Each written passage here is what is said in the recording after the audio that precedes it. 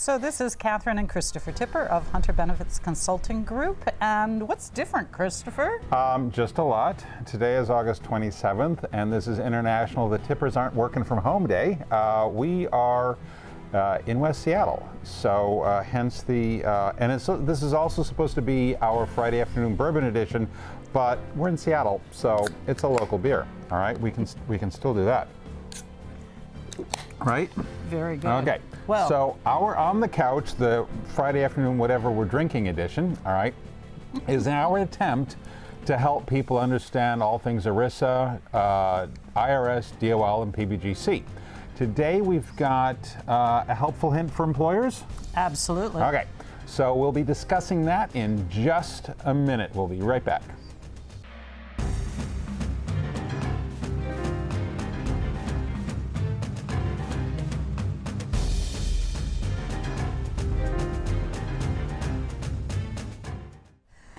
And we're back. So before we move on, we need to move over to Christina for our Washington update, right? Absolutely. Christina, what have you got for us? So there is nothing new in Washington. We're waiting for Secure 2.0 to be passed. We're also waiting for the infrastructure to be passed, so life will get exciting again. But in the meantime, the pension geeks around the country are sitting around going, inflation's kind of high. I wonder what effect that's going to have on pensions in 2022. It's going to increase our limits.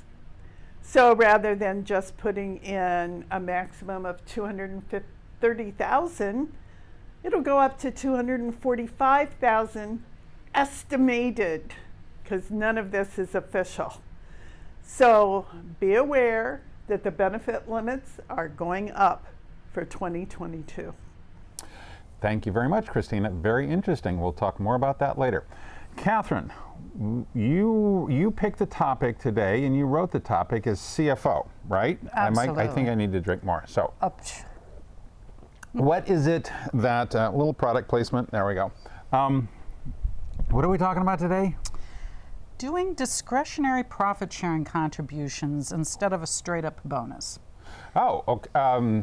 All right. Why would an employee want to do that?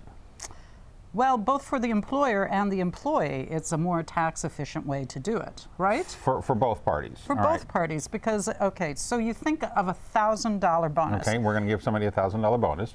Easy math. So Okay. if I give an employee a $1,000 bonus, what happens on their paycheck? They get maybe $800. Something Ooh, like it's that. not a $1,000 bonus, is it? It's not a $1,000 Okay. bonus. All And right. how much did the employer pay to give them This math I know. this math? You know. Every $1,000 bonus costs the employer $1,076.50, so it's not a $1,000 bonus. So that's not very tax efficient for either one, right? No, that's a true statement. So there's this really old school idea that you should live on your income and you should save your bonuses. Okay. So giving somebody a profit sharing contribution That's right. Yeah. is kind of living in that old school idea that save your bonus, right? Right. Okay. Now, the big question, though, is that some people would say, it's really wonderful you're giving me some more money, but I might need access to that cash. Is there anything you can do in a plan to help the employee have access to that cash if they need it? Absolutely. All right. So there's a couple of ways. You've got hardship. Yes. You've got participant loan. All right. And if the employee has been there long enough and is 100% vested, you've got in-service distributions if the money's really necessary. So are you trying to say that this could be a win-win situation for both parties? Well, win-win for both situations because it's more tax efficient for both sides. Okay. And it's a way to save towards retirement. And we're making things a little bit better for the employer. Absolutely. We are, Filippo, pay attention. I think we got our three key elements here. So we're making things better for the employer. Absolutely. Okay. We are helping to reduce the retirement gap. That's number 2, Filippo. Right. Okay. And number 3 is we're not increasing the employee's taxes. Absolutely. Okay. So it's not like, a crazy taxable event for the employee. All right. It doesn't bump them up a tax bracket. It doesn't bump them up a tax bracket. And Now- wouldn't you say this is almost the larger the bonus, the more powerful this is? It could very well be. It depends on who's getting it. Right. Okay, so now this is the part where we have an asterisk. Okay. Always an 'Cause asterisk. always an asterisk. I think we need a drink. All right. So we always have coverage and compliance and non-discrimination testing to worry about.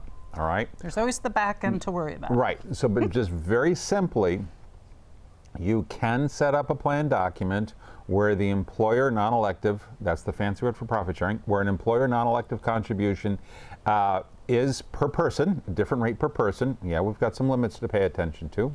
All right. And if we're giving these bonuses to non-highly compensated employees, an employer could theoretically give it to just 4 of the 10. All right. In other words, if the money's only going to non-highly compensated employees, there's not a discrimination issue. All right. Okay. And So- if it's highly compensated employees, there's some other fixes too. If it's highly compensated, we've got a little bit more testing to pay attention to, but it can be done. Okay. All right. So what's the quick wrap up, Katherine? Give tax efficient bonuses and do it in the profit as a profit sharing And contribution. have a $1,000 bonus cost the employer only $1,000 bucks. Yes. Yeah. All right.